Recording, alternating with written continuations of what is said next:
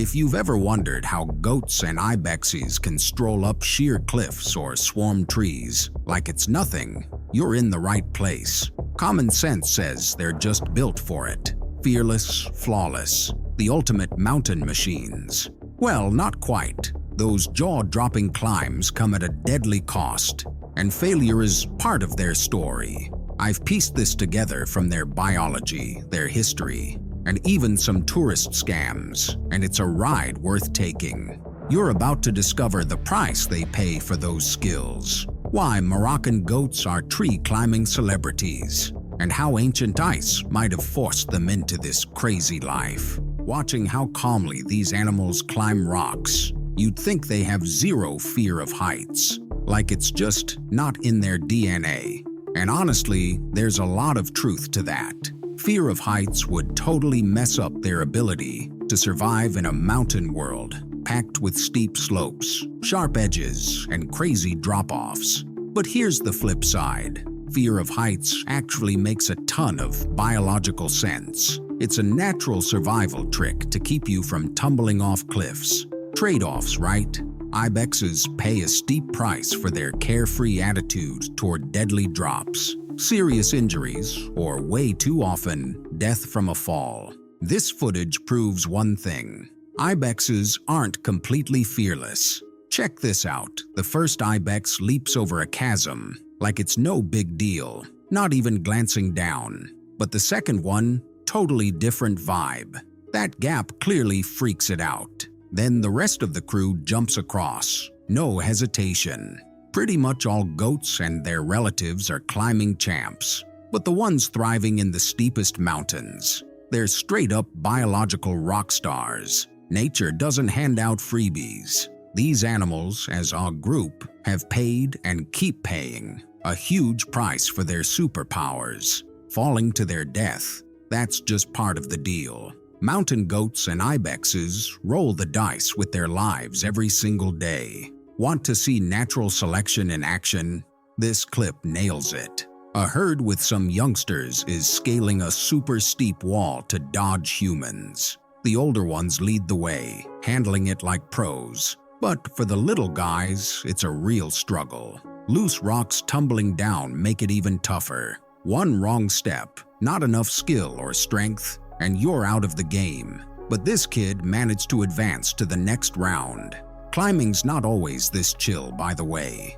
Things get way dicier when a predator's on their tail. Decisions have to happen fast, blink, and a bunch don't make it. Nobody knows exactly how many goats and ibexes bite the dust from falls. But one thing's clear. That's the engine driving their insane climbing skills. Every species is like a block of wood, and Mother Nature's the sculptor.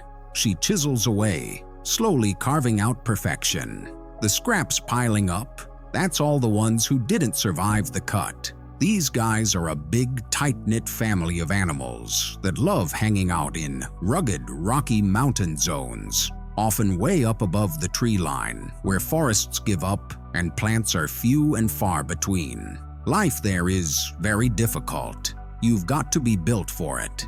It is said that domestic goats will eat anything, like a belt or a shoe sole. It's no joke. These critters can squeeze nutrition out of almost anything. Those house goats come straight from mountain ancestors. You see it in how they tough out harsh conditions, find food anywhere, and climb anything in sight, even a slanted tree. Over in Morocco, domestic goats have taken it to the next level. They've practically turned tree climbing into an art form. These goats scramble way up high, swarming trees in packs. It's honestly hilarious to watch. Trees dripping with goats have become a top tourist draw there.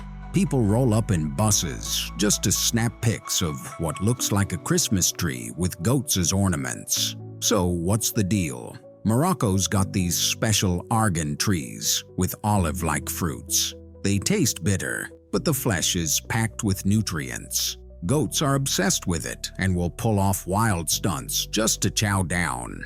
They'll even climb to the tippy top. It all started with a few herds clambering up trees near roads. The sight was so bizarre that tourists couldn't help but stop and snap photos. Locals saw dollar signs, hauled more goats to the trees, and started charging for pics. One journalist even dug up that some Moroccans shove goats up there every morning to reel in the crowds. But here's the kicker. They're cashing in twice. Argan fruits have a fleshy outside and a nut inside. Goats eat the fruit, poop out the nut whole, minus the pulp. Women scoop up those nuts, crack them open, and press out argan oil, aka liquid gold. It's pricey stuff, used in cooking and cosmetics, and a huge chunk of Morocco's economy runs on it. So yeah, business, tourism, and nature are all tangled up here. Thing is, the goats aren't even necessary for the oil gig. The nuts don't get any better after passing through a goat. They're just pre-peeled. People can harvest the nuts, dry them, and peel them by hand too. But the goats, they're the ultimate hype squad. They put argan oil on the map, showing off their crazy climbing skills while they're at it. Now, let's swing back to wild goats. Trees aren't really their thing in the wild. Sure, their hooves could handle it, but they're made for rocks, built to dominate mountains. So why did their ancestors pick such a brutal environment? What pushed them into that life? It's the kind of question you could ask about any animal: polar bears, Arctic critters, or anything thriving in extreme spots. Asking it matters. It's how we figure out what nature's all about and how it ticks.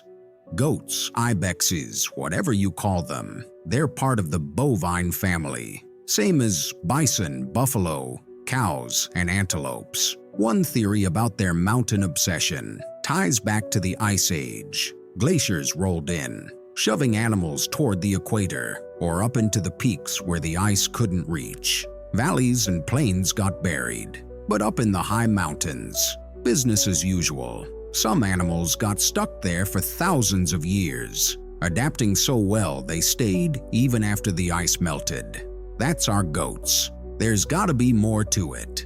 Every corner of the world eventually finds its players. Mountains suck in some ways, but they've got perks. For one, no competition. Bison, buffalo, and antelopes can't hack it that high, leaving the field wide open for goats. Food's scarce in winter, so you can't be picky. But come spring, those slopes explode with rare flowers, buds, and plants you won't find anywhere else.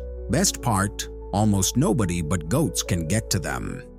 Then there's predators. Sure, goats look tasty to a lot of hunters, but good luck catching them. Bears, total rookies at high-altitude climbing compared to goats, but usually end up empty-handed. Push too hard, and they might even pay with their lives. Bears and wolves roam mountains, no doubt, but they stick to easier prey like deer and elk down below the tree line. Goats up top might not have it easy, but they've got a safe zone. It's their turf, their kingdom. No other animal can seriously challenge them. Goats and ibexes are climbing champs, but it's a high-risk game. Falls shape their skills. Moroccan trees turn them into cash cows, and ancient ice might have locked them into this mountain life. I promised you'd see the wild truth behind their gravity-defying moves, and I hope you're as blown away as I am by how they thrive in such brutal spots. Next time you spot a goat on a cliff or a tree, think about this. They're not just climbers, they're survivors carved by nature into something extraordinary.